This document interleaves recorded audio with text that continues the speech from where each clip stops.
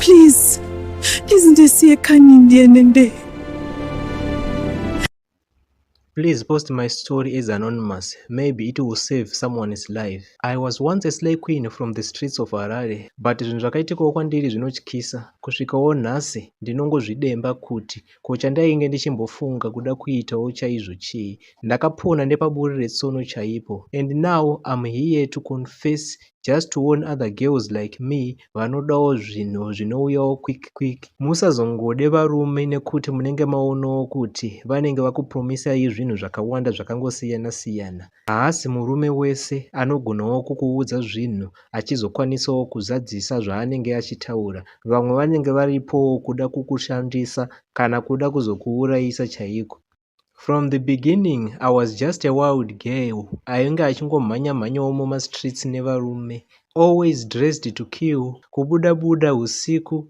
Ndanga ndiri munhu asingade kushanda. Ndaida kuchengetwa nevarume nevanhu vandainge ndichidananawo navo. You know that life of luxury where you can wake up to breakfast in bed and kuendawo kuma-shopping sprees. Ndakamboudzwa kuti zvinhu zvekuda kuitawo zvefaster zvinogonawo kuzondinyudzawo nemumwewo musi, but ndaingorambawo ndichingoitawo nharo ndichiti I know I will succeed pazvinhu zvangu izvi. Muslay queen hwangu ihwohwo ndakazosvikawo pakuroorwawo nemurume ainge ane tumariwo twake. Business rake that time rainge richitofaya. You know those rich men from masuburbs vanenge vachidhiraivhawo motikari dziya dzinodhura-dhura vaine mazimba avo akangokura-kura. Ndikati this is it, my fairy tale ending. I had kubudawo kubvawo kumba kwedu ndakuendawo kunogara nemukomanawo wangu to enjoy that soft life, but haizi life yese iri soft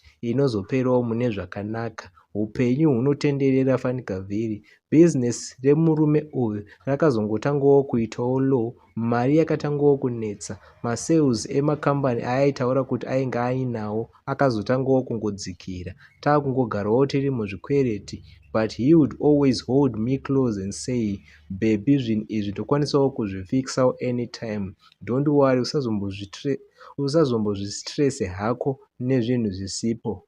Ndaitomuona achinetseka. Ndanga ndisati ndatozivawo his dark side. You cannot believe kuti behind my back this guy ainge achitonditsvagirawo vanhu vekudawo kutondiurayisa, mahitmen chaivo vainge vachibvawo somewhere, vanhu vaaizobhadharawo just to end my life for money. Lucky randakazoita nderekuti one of the guy ainge achirongerwawo kuti anga achizouyawo kuzondiuraya was a guy I once knew from my old days pandainge ndichimbomhanyawo chigemu changu ichi, kudananawo hedu zviya zvefani, nothing serious. You know zvandainge ndichiita. Akandiziva, and when the job came, just mazuva achona achingonoswedera, the guy akazondionawo mustreet, akazouyawo pandiri one day ndichitobudawo mune imwewo shop akati, pindawo mumota izvezvi. Ndakamboda kujamuka ndikati no, hazviite. You know my guy, munhu akandiroora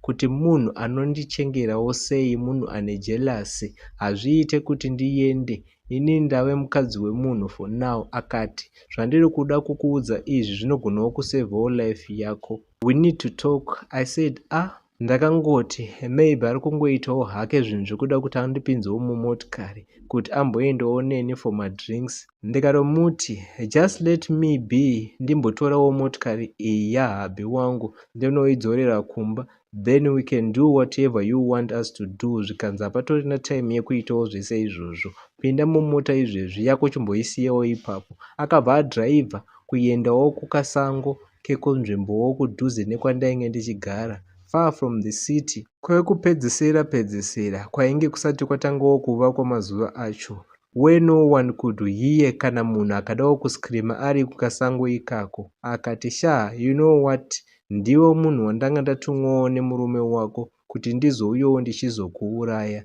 My heart stopped. Ndakambodawo kuseka thinking kuti it's a prank, but his face aitoratidza kuti munhu ari serious, like death itself. Mission yacho yaiva yekuti andipfuure ndichibudawo mushopu to make it look like a robbery gone wrong.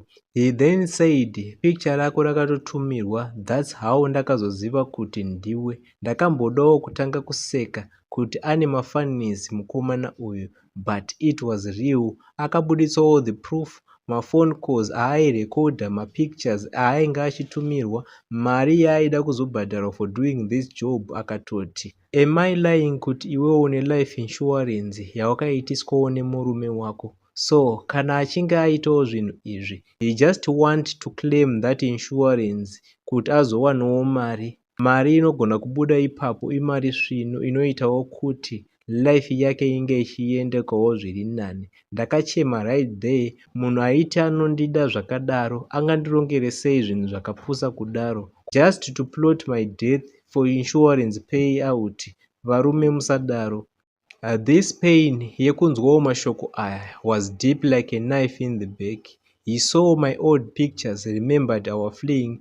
Mukomana uyu wandainge ndiinaye mumota akadhisaidha hake kuti haaizokwanisawo kuzviita nekudawo kwezvinhu zvatainge takambosheyawo kumashure. Akati, iwewe, what you can do for now, you can run away from him. Kana uchizoda wozoonekerawo hako palater. I don't know kuti when. Just know kuti uri kudawo kuurayiwa. Run before it's too late. Handina kuda kumupikisa asi ndakambopusa kwechinguva. I then organized kuti ndinge ndichizongotsakatika ndizobvawo kunzvimbo yandainge ndava kugarawo nemurume wangu. Good thing about my story, tainge hedu tisati tava nemwana. Munoziva zvinoitwawo kana vanhu vachiri kuda kumbofara havo. Nekutaurawo kwake iye ainge achitoti mwana tichazomuita maybe kana iye atova ne50 years. So my escape, kutizawo kubva paari, zvainge zviri easy. Mukomana uyu ainge akatumwa akazongondibatsirawo a bit nekundipawo mari yekuti ndinge ndichizoenda kwandinofanira kunge ndichienda. I can't continue kukupai imwe information yakawanda, but ndakatozongotizawo, ndatova negore ndatiza, but kwandiri I am fine. Ndinotyawo kuti anogonawo kuzozivawo kwandiri, so ndakazvichengetedza and it's my secret. I am moving from place to place, no social media, no my phone calls. Now I am doing just okay, surviving on my small jobs andinenge ndichingoitawo pano neapo, but I am heartbroken. Vekufamiliwo kwedu havatori nebasa nezvakawanda, nekudawo kwemabasa andainge ndichibatawo ndiri musikana, pamwe pachona vachindirambidza ini ndichingoramba-ramba. It's like they disowned me, but I still care for them. Titori nemuchato nemurume wangu watakatonoitawo kukoti. Ndakatongorongera kuti kana nguva ichinge yakwana ndichazongobudikirawo hangu tiwanewo divorce, but for now ndichiri pakachengetedzeka. I am reflecting on my life. Girls, kana muriko kunze uku musazotendewo soft life yese yamunenge muchiona from a stranger without working for it. I can't imagine kuti munhu anenge akakuroora anenge achidawo kukuurayisawo nemagangsters. I later confirmed from him kuti zveshuwa ainge akatorongawo kuita zvinhu izvi. I used my ways kuti ndinge ndichizozvitracer. Mazuva angu andainge ndiriwo mustreets, hapana kana chinhu hwani chaakambondidzidzisa, chaakangokwanisawo kundiunzirawo matroubles kuti ndinge ndichizopindawo murudo nekuzoroorwawo nemurume akapfuma wandainge ndisingazivawo rimwe saidi rake. Nyaya dziya dzatinonzwawo nevamwewo vanhu about kuti murume azourayawo mukadzi wake just for money kana kuti betrayawo nemamarriages, zvinhu izvi zviri kuitikawo in real life. Ndakadzidza kuti usambofe wakavimbawo nemunhu. Trust your own hustle because love can blind you. If you are in a similar situation like mine yekuda kuzviita munhu asingadiwo kushanda uchingozviti slay something, ndinongoti please run away from that life. Haina zvainogonawo kukuunzira. Inini ndakapona. Titori nedzimwewo nyaya dzatinonzwa dzevamwe vanosvikawo pakuurayiwa tisingazoziviwo kuti vanenge vakarongerwawo sei rufu rwavo. Yes, zvakaoma zveshuwa. Tell us what you think mu comment section.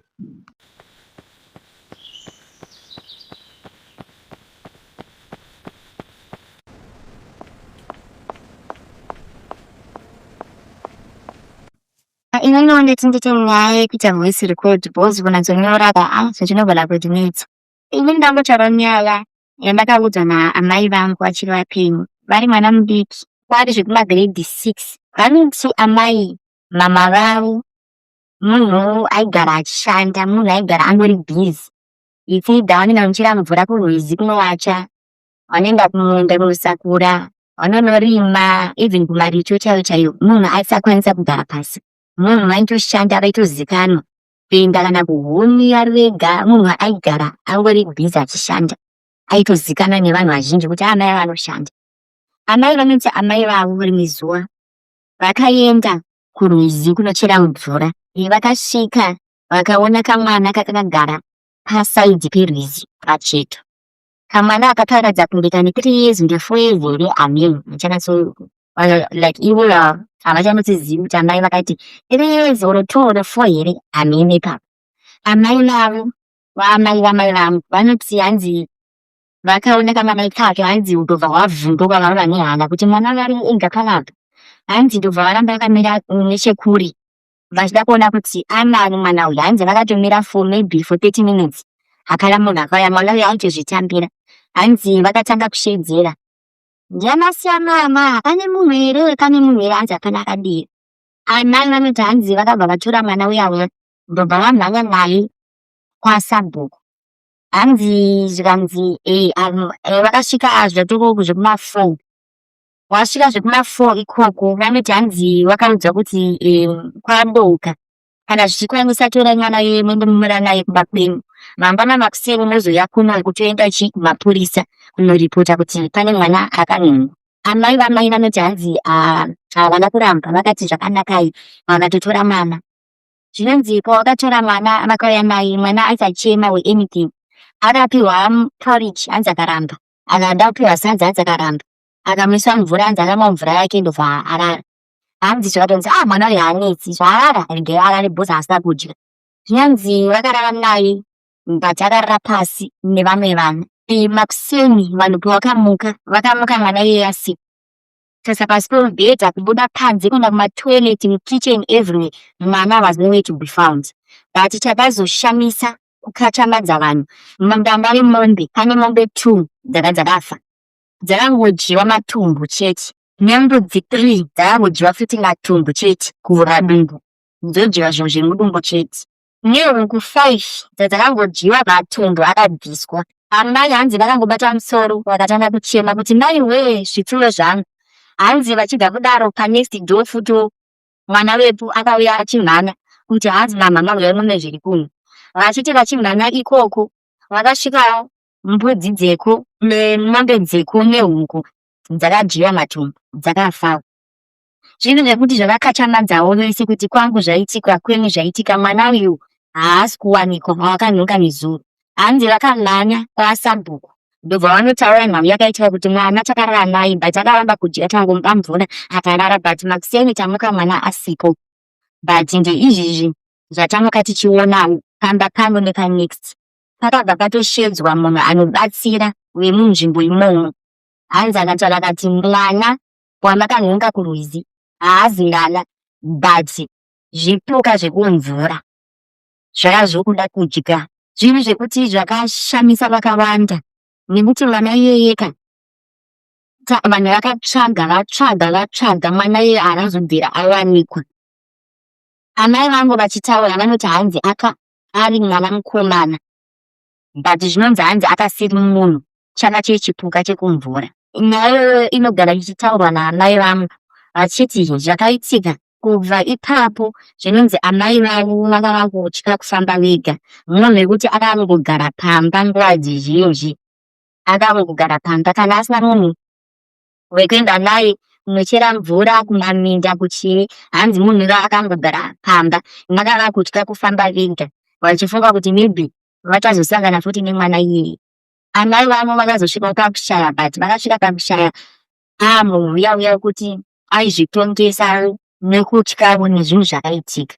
Zvakazotaurika kuti chipuka chekumvura and tinotenda kuti hamuna kufa or anything nekuti maitozogona imweni kumuka makafa nemhuri yenyu yese.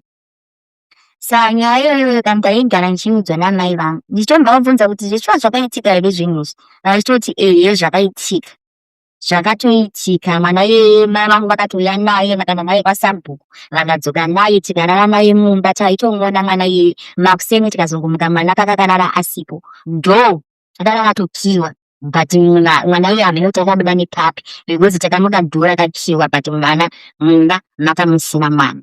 Nyaya mai vangu vaindiudza ndainazoona kuti mai vangu achiudza nyaya yega munhu atoratidza kuti like ari kutovhunduka, ari kutotya